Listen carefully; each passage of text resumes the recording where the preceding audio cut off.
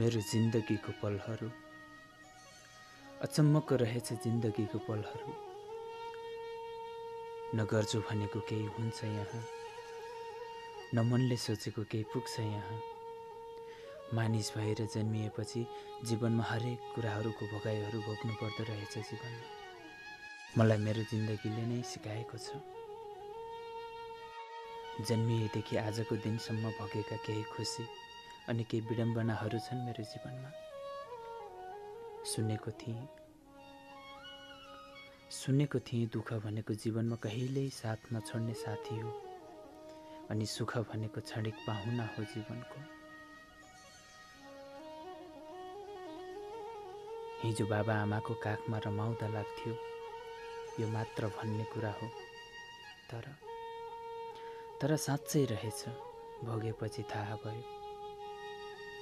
यस्तै हो जिन्दगीका सुख दुःखका उकाली ओह्रालीहरू हुँदै गर्छन् जीवनमा।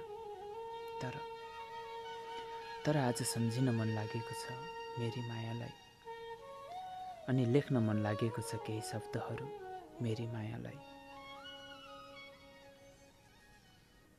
मेरी माया जसको वर्णन गरेर म कहिल्यै थाक्दिन थिएँ, जसको लागि धड्किएको छ यो मुटु, अनि टाढा भएर बस्नु परेको पीडाले तडपिएको छ मेरो तन मन।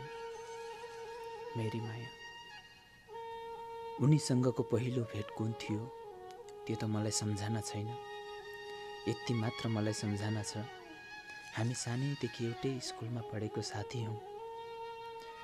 कसरी नजिक भयौँ मलाई सम्झनासम्म पनि छैन। तर जहिलेदेखि एकअर्कालाई चिन्यौँ, बुझ्यौँ, एक मुटु अनि एउटै धड्कन भन्यौँ। जहाँसम्म मलाई याद छ, कक्षा 1 देखि हामी सँगै पढे पनि नजिक हुन थालेको हामी कक्षा 4 मा फेल भएर बसेदेखि हो। हुन त हामी गाउँमा जन्मेको, गाउँमै हुर्केको मान्छे हौँ।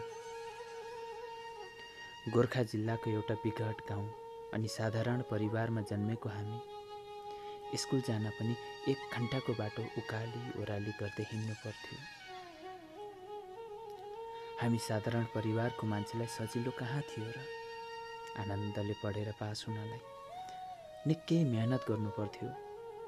बिहान उठेर एक भारी घाँस काटेर ल्याएर स्कुल जाने, अनि स्कुलबाट आउन साथ काम गर्न बारीमा पुग्नु पर्थ्यो। मात्र स्कुलमा पढेको भरमा पास हुन कहाँ सजिलो थियो र हामीलाई? त्यो पनि सरकारी स्कुल। गाउँमा त्यो बेला बोर्डिङ स्कुल भनेको त सुनेको पनि थिएनौँ हामीले। त्यसैले फेल भएर बसेको हामी।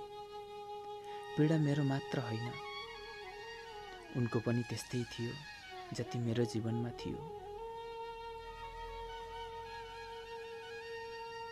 हामी यस्तै दुःख सुखका उकाली ओह्राली गर्दै भन्ज्याङ अनि चौतारीहरूमा रमाउँदै हुर्केको हामी।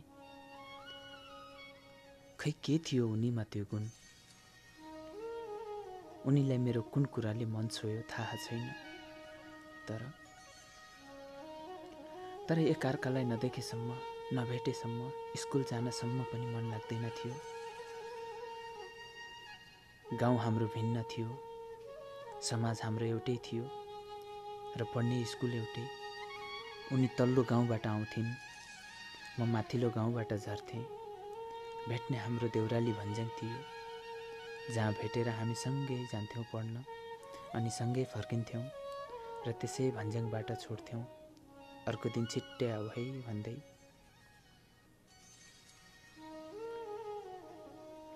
आनन्दको थियो ती दिनहरू, खुसियाली थियो त्यो पलहरू। स्कुल जीवनमा हामी दुई मिलेर नगरेको काम के थियो होला र? स्कुल जाँदा आउँदा बाटोमा कति धेरैजनाको बारीको बदाम चोरियो, कतिजनाको सुन्तला चोरियो। सिजन अनुसारको फलफुल चोर्न केही कमी राख्दैन थियौँ हामी। सोच्ने गर्छु फेरि त्यो बालापन फर्किदिए कस्तो हुन्थ्यो होला। तर यो जिन्दगीमा बालापन र जवानी भन्ने कुरा पनि फर्की नआउँदो रहेछ।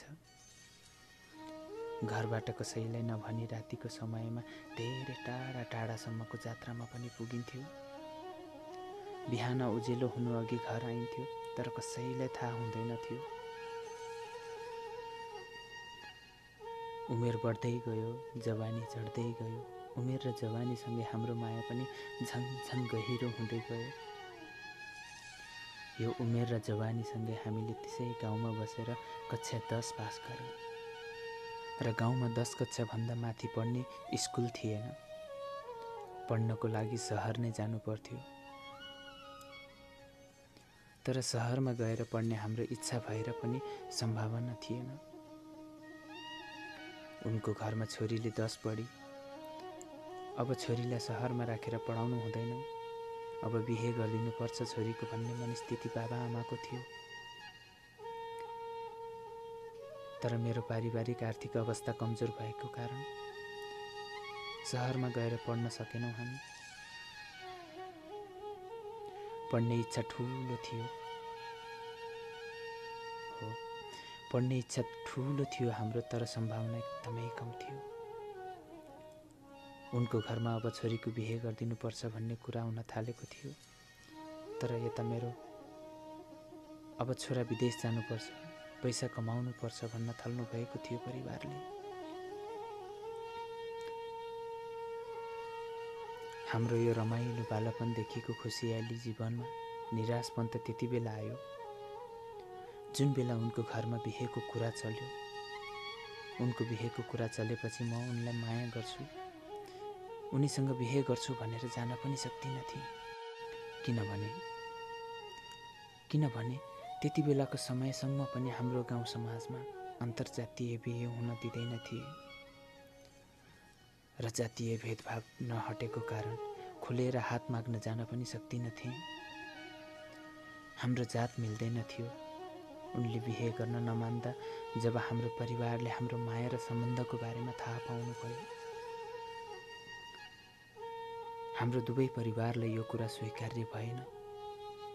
त्यसै कारण पनि धेरै समस्या भोग्नु परेको थियो हामीले। यतिसम्म पनि भयो कि उनको बाबा आमाले खोजेको आफ्नै जातिको केटासँग उनको बिहे नभएसम्म उनलाई घरबाट निस्किन हिँड्नसम्म पनि बन्द गराइयो। अनि यता मलाई मेरो परिवारले अरू जातिको केटीसँग बिहे गर्ने हो भने घर छोड भन्नेसम्म भएको थियो। हाम्रो माया र पारिवारिक युद्धमा कति रातहरू भोकभोके पुस महिनाको सिरोटो जाडोमा रातभरि घर बाहिर बिताएको छु मैले।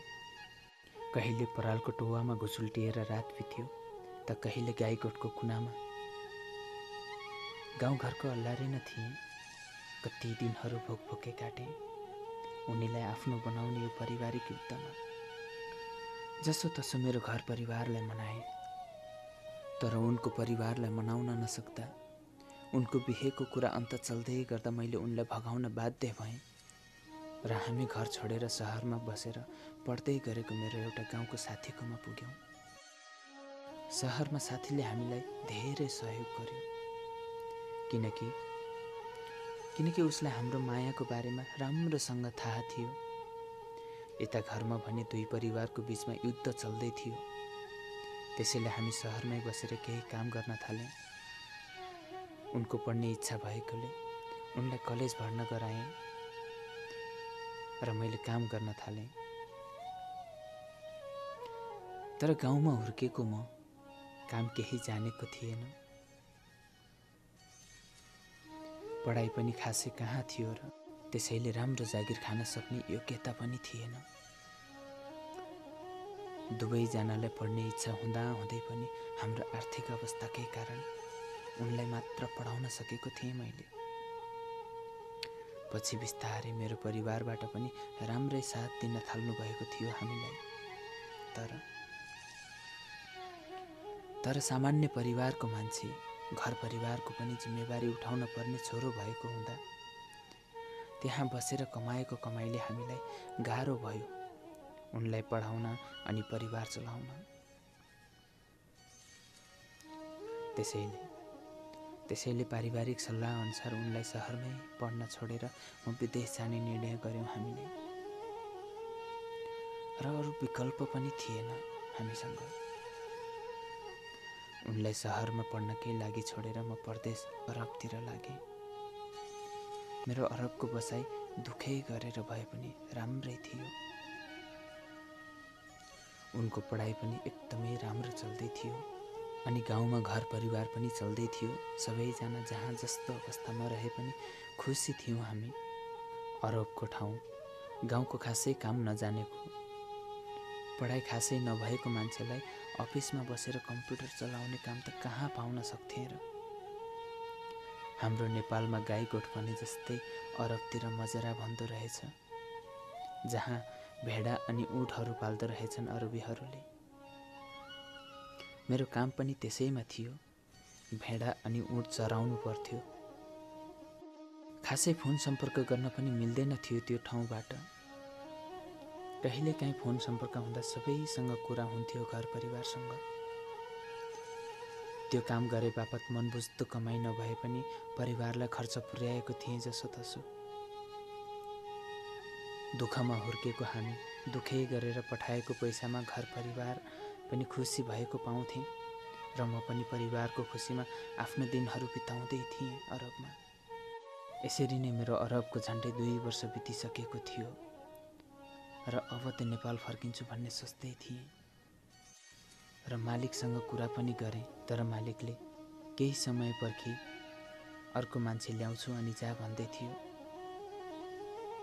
त्यसकै अन्तरालमा एक दिन म बेलुका आफूले त्यहाँ गर्नुपर्ने सबै काम सकेर सुतेँ। बिहान उठ्दा अचानक अन्योलमा परेँ। के भयो, कसरी भयो, पत्तै भएन मलाई। एकैचोटि मजराबाट 10 वटा भेडा हरायो। 2 वर्ष बिताएको ठाउँमा कहिल्यै केही नभएको, तर त्यो दिन अचानक कसरी भयो, के भयो, पत्तै भएन। म पनि त्यस्तै त्यो अनकन्टार मरुभूमिमा 2 वर्ष बिताउँदा कहिल्यै केही नभएको के होला र भनेर वास्ता नगरी सधैँ चाहिँ ढुक्कै भएर बसेको थिएँ। तर अचानक त्यस्तो भयो र त्यही दिन मालिक आएर मैले चोरी गरेर बेचेको आरोपमा केस लगायो र पुलिस बोलाएर मलाई थुनायो।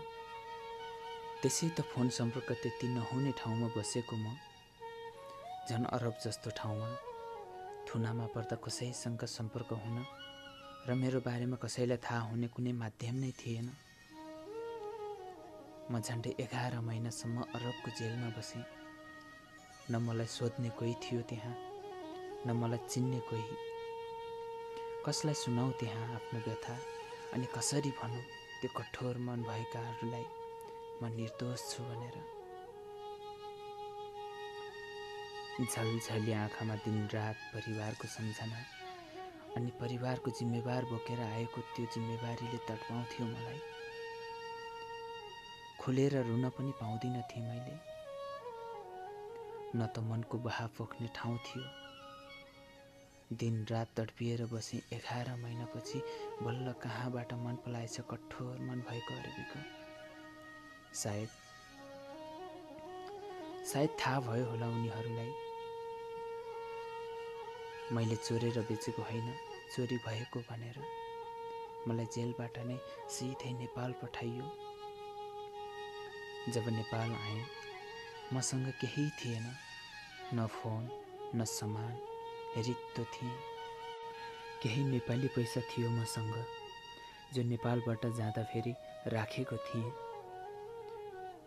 तर घरसम्म पुग्न गाह्रो पर्ला भनेर खर्च गर्न सकिनँ र म सिधै आफ्नो कोठातिर गएँ, जहाँ आफ्नो श्रीमतीलाई छोडेर गएको थिएँ।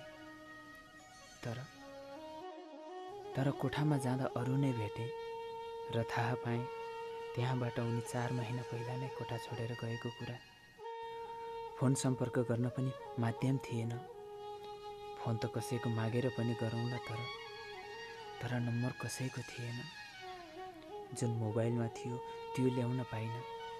अनि सोचेँ यत्रो महिना म अचानक सम्पर्कविहीन हुँदा सहरमा बस्न गाह्रो भयो होला, खर्चको अभाव भएर गाउँ गएन होला भन्दै गाउँतिर लागेँ। अनि गाउँमा पुगेँ म जसोतसो। परदेश कमाउन गएको छोरा रित्तो हात अचानक बाबाआमाको अगाडि पुग्दा बाबाआमा अत्यन्तै खुसी हुनुभयो। बाबा आमाले म त्यसरी अचानक सम्पर्कविहीन हुँदा धेरै आत्तिनु भएको कुरा सुनाउनु भयो। उहाँहरूको खुसीसँगै आँसु रोकिएन। तर मलाई घर पुग्न साथ स्वर्गमा पाइला राखे जस्तो अनुभव भयो र उहाँहरूसँगै डाको छोडेर रुन पुगेछु म। घर पुगेपछि सबैलाई त भेटेँ, तर देखिनँ उनीलाई। अनि आमालाई सोधेँ, आमा बुहारी खोइ त? जब आमा झन् रुँदै जवाफ दिनुभयो, त्यो बेला अरबको जेलमा बसेको पीडाले बरु के पिरोलेको थियो र मलाई, त्योभन्दा धेरै तडपिएँ म। एकपल त यस्तो लाग्यो, बरु म घर नै नआएको भए हुन्थ्यो, मलाई घर नपठाइदिएको भए हुन्थ्यो। तर बाबा आमाको अनुहारमा हेरेँ अनि झनै भक्कानिएर रोएँ म सम्पर्कमा आउन छोडेको 2 महिनापछि घर आएकी रहेछन् उनी। अनि 3 महिना घरमा बसेर माइती जान्छु भनेर गएकी उनी। त्यो पछि उनी पनि कहिल्यै फर्केर आइनछन् घरमा।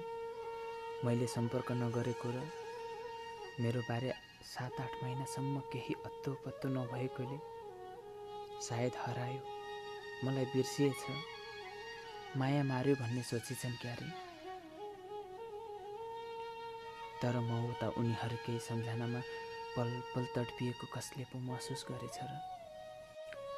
पछि थाहा पाएँ उनीले 2 महिना पहिला मात्र उनीसँगै कलेज पढेको केटासँग बिहे गरिछन्। त्यो कुरा सुनेपछि झनै टुक्रिएँ म। घर पुग्दा स्वर्गमा पाइला राखे जस्तो अनुभव गरेको म पलभरमै संसार अन्धकार भए जस्तो भयो। आँखा अगाडि सबै थिए, तर मैले देख्न भने केही सकिनँ। दिमाग शून्य भयो अनि थचक्क भुइँमा बसेँ म। मनमा धेरै कुराहरू उब्जिए, तर दिमागले सोच्न सक्ने अवस्था थिएन मेरो। र पनि सोचिरहेँ के यही हो त माया? के यही हो त एउटा निश्चल मायामा हुने विश्वास? मान्छेको जीवन एउटा यात्रा हो र जिन्दगीको गोरेटोमा धेरै दुःख सुखका उकाली ओह्रालीहरू गर्नुपर्छ। धेरै पटक लडिन्छ, तर उठेर हिँड्न सक्नुपर्छ। तर खोइ उनले यो जिन्दगीको महत्त्व बुझिनन् कि कसो? निश्चल भावना र अटुट सम्बन्धलाई बुझिनछिन् कि कसो?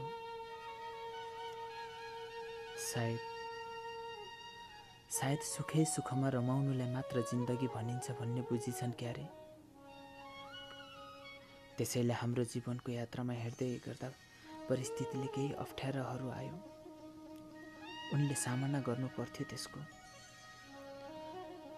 तर परिस्थितिसँग लडेर अगाडि बढ्ने आँट आएनछ क्यारे। त्यसैले यो परिस्थितिमा बिचैमा चटक्कै छोडेर गएछन्। के सम्झना आएन होला त्यो दिनहरू, ती रातहरू? कुन परिस्थितिसँग लडेर हामी एक भएको थियौँ भनेर? उनलाई पाउनको लागि कति रात भक्कै बस्नु परेको थियो, कति रात चिसो सिरोटोमा कठारिएर रात बिताएको थिएँ उनको लागि। त्यो बेलादेखिको माया हाम्रो, जति बेला मायाको अर्थ पनि थाहा थिएन हामीलाई। तिनै देउराली भन्ज्याङहरूमा खेल्दै रमाउँदै अनि त्यो वनपाखा अनि भँगेरी चरीहरूसँग भाका मिसाउँदै उकाली ओह्राली गर्दै माया गाँसेको सबै बिर्सिएर गएछन् उनीले। यो सबै कुरा यति छिट्टै कसरी बिर्सिन सकेछन् कुन्नी? आज परिस्थितिले केही समय टाढा हुनसाथ सबै कुरा भुलाएर गएछन् उनी। अभाव के थियो त्यस्तो? म केही समय सम्पर्कविहीन हुँदा सहरमा बस्न गाह्रो भयो, तर जीवन धान्न र दुःख सुख गरेर खानको लागि गाउँमा नै सबै कुरा थियो। तर उनलाई मन्जुर भएनछ क्यारे दुःखमा बसेर कसैको प्रतीक्षा गर्न। के नै भन्न सक्छु र अब तिमीलाई? जीवन मेरो त्यसै उजाड छ। अरबको मरुभूमि जस्तै भयो मेरो जीवन। तर आशा गर्छु तिम्रो जीवनमा वसन्त ऋतु जस्तै सधैँ हरियाली बनिरहोस्। आँसु झार्न नपरोस् तिमीलाई। म जति पीडामा तडपिए तापनि तिम्रै सुखी जीवनको कामना गर्नेछु म सधैँ। हिजो मेरो मुटु थियो, आज कसैको धड्कनमा बास गर्न पुगेको छौ। तर ती धड्कनलाई सधैँभरि धड्किन देऊ। मेरो मुटु धड्किनेछ सधैँ तिम्रो सम्झनामा। आखिर मेरो जिन्दगीका पलहरू त यस्तै रहेछ। यिनै पलहरूलाई मुटुमा समेटेर यो अन्धकार संसारमा हराउन चाहन्छु र यिनै पलहरूसँग रमाउन चाहन्छु अब म। र यिनै पलहरूलाई समेट्दै सबैबाट सदाको लागि बिदाईका हातहरू हल्लाउँदै यो संसारबाट टाढा जान चाहन्छु म। हो, यो रङ्गीन संसारबाट टाढा भएर अन्धकार संसारमा हराउन चाहन्छु म। र यिनै अन्धकार संसारमा हराउनको लागि बिदाईको हातहरू हल्लाउँदैछु म सदाको लागि।